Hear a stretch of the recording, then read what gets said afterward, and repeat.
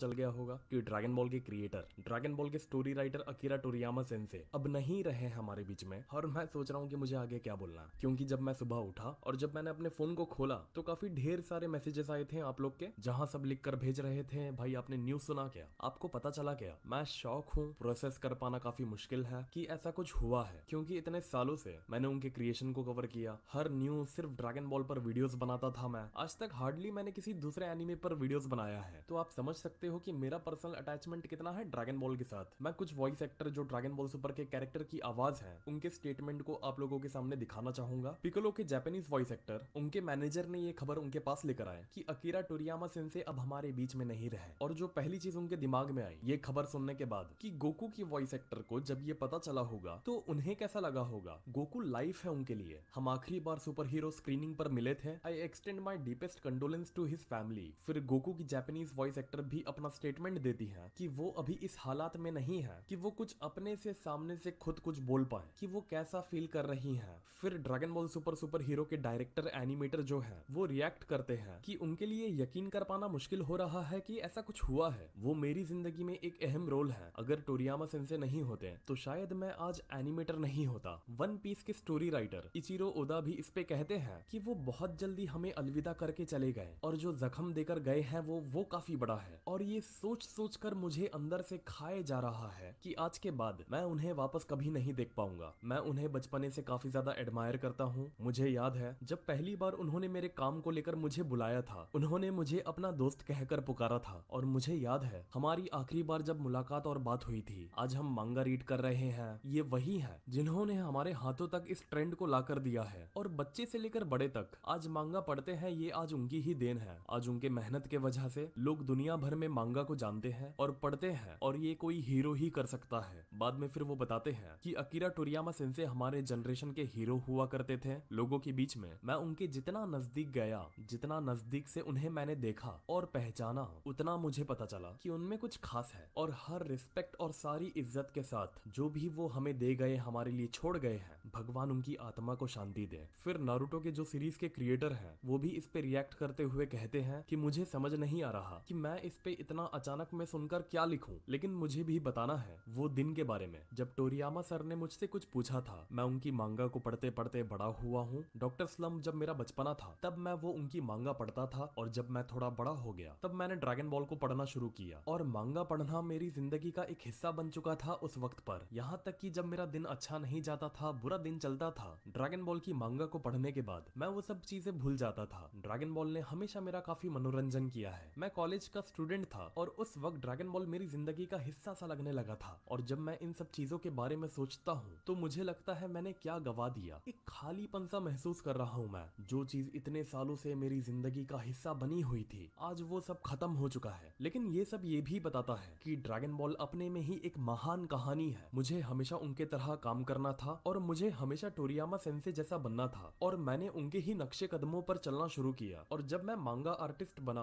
उन्हें फॉलो करते करते तो मैं उसमें घुलने से लगा था, खुद को पहचानने से लगा था। ये शायद इसलिए क्योंकि मुझे अंदर से अच्छा लग रहा था मांगा बनाते वक्त। और ये सब सेंसे अकीरा टोरियामा की वजह से ही, क्योंकि वो ना होते तो शायद मैं मांगा ना लिखता। सेंसे हमेशा मेरे एक गाइड जैसे थे। मैं उन्हें काफी ज्यादा एडमायर करता हूँ। मैं शायद उनके लिए अनोइंग रहा हूँगा पर मैं उनका काफी ज्यादा आभारी हूँ। और ये कहने में कोई दो राय नहीं है, मेरे लिए वो गॉड ऑफ मांगा थे। जब मैं पहली बार उनसे मिला तो मैं काफी नर्वस था। उनके सामने मेरे मुंह से एक वर्ड नहीं निकल रहा था। लेकिन काफी बार उनसे मिलने के बाद धीरे धीरे मैं उनके साथ मिलने लगा। उनसे बात मेरी शुरू हुई। मैं कभी वो नहीं भूलूंगा जब उनके चेहरे पर स्माइल होती थी, जब वो और इचिरो ओदा, वन पीस के राइटर, आपस में ये बात करते थे कि ड्रैगन बॉल कितना ज्यादा ऑसम है। मैंने जब खबर सुना कि सेंसे अब हमारे बीच में नहीं रहे तो एक अचानक में खालीपन सा लगने लगा। और इसे सुनने के बाद एक दिल में उलझन सी होने लगी और समझ नहीं रहा था कि इसे कैसे खत्म किया जाए। काश मेरे पास असली में ड्रैगन बॉल रहते और काश मैं उन्हें असली में बुला पाता। मैं माफी मांगता हूँ, शायद मैं सेल्फिश साउंड करूं ऐसे वक्त पर, लेकिन मुझे अंदर से काफी दुख है। आपका 45 इयर्स का वर्क जो आपने हम सबको दिया,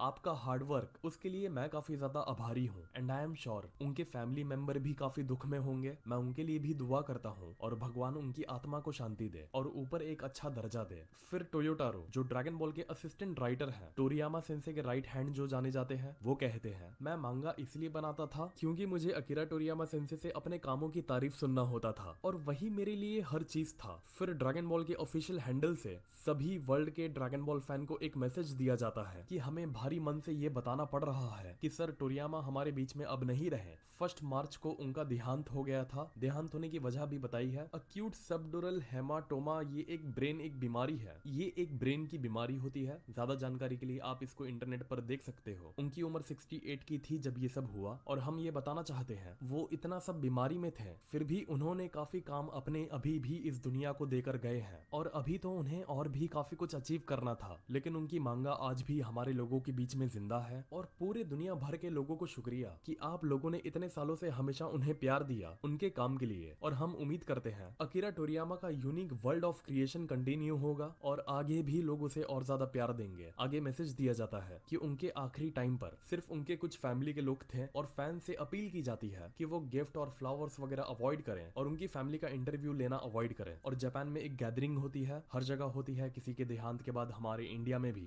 जहाँ सारे दोस्त और रिश्तेदार आते हैं मिलने के लिए फैमिली वाले लोगों से। तो यहाँ पर लिखा है कि अभी वो डिसाइड नहीं किया गया है कि वो कब होगा, वो जब भी होगा तो लोगों को इन्फॉर्म कर दिया जाएगा। आखिरी में मैं कहूंगा यकीन कर पाना हर किसी के लिए काफी ज्यादा मुश्किल है और हमें ब्लेस रहना चाहिए कि हम वो जनरेशन में हैं जहां हमने एक मास्टर नहीं एक गॉड पीस स्टोरी को देखा है, उसको जिया है। और आज से 100 साल बाद भी जब मैं और आप नहीं रहेंगे इस दुनिया में, उनके काम को तभी भी अप्रिशिएट किया जाएगा और तभी भी टोरियामा सेंसे का काम लोगों के बीच में जिंदा रहेगा। मैंने ध्यान रखो इस वीडियो को मोनेटाइज नहीं किया है, पर हो सकता है आपको वीडियो पर ऐड दिखे क्योंकि वो यूट्यूब अपने तरफ से चलाता है ऐड। और बहुत से लोग क्यूरियस भी हैं, डीएम कर रहे हैं मुझे कि क्या अब ड्रैगन बॉल बंद हो जाएगा, क्या मांगा आनी बंद हो जाएगी। देखो ये सवाल जवाब के लिए हमारे पास और भी काफी दिन है। खैर आप लोग भी आज कोशिश करिए, स्टोरीज लगाइए इंस्टाग्राम पर, उनके वर्क को स्प्रेड करिए लोगों के बीच में। और हमारा काम है, हम हमेशा ड्रैगन बॉल को जिंदा रखेंगे लोगों के बीच में और नए फैंस तक पहुंचाएंगे उनके काम को। तो बस आगे के लिए I don't have any words यार, वीडियो को बस मैं इधर ही एंड करता हूँ।